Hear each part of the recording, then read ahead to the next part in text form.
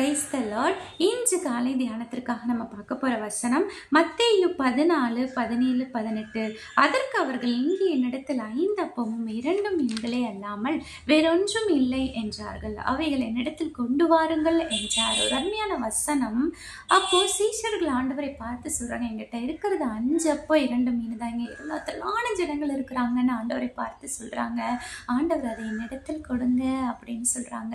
நம்மளுடைய வாழ்க்கையில நம்ம கொஞ்சம் ஞானம் இருக்கலாம், நம்ம கிட்ட எல்லாமே கொஞ்சம் கொஞ்சம் இருக்கலாம். நீங்க அந்த ஆண்டவர்கிட்ட கொடுத்து பாருங்க, கட்டாயம் ஆண்டவர் ஆசீர்வதிப்பார். ஒரு சின்ன சாட்சி சொல்றேன்.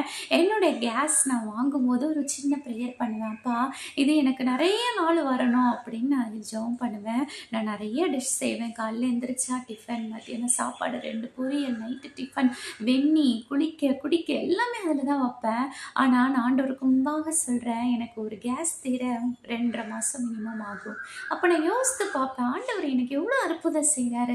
உங்கள் வாழ்க்கையில் கொஞ்சமாக இருக்கலாம், அந்த ஆண்டவர் கையில் கொடுங்க, கட்டாயம் அதை ஆசீர்வதித்து உங்களுக்கு பெருக பண்ணுவார். ஒரு நிமிடம் கண்களை மூடி ஜெபிப்போமா? அன்று 5 அப்பத்தை 2 மீன்கள் அப்பா என்னிடத்தில் கொடுங்கன்னு சொன்னீங்களப்பா, அதே போல் எங்கிட்ட என்ன இருக்கோ அதை அவங்ககிட்ட கொடுக்குறோம். இயேசு கிறிஸ்துவின் நாமத்தில் ஜெபிக்கிறோம் நல்ல பிதாவே, amen. Have a nice day. Thank you.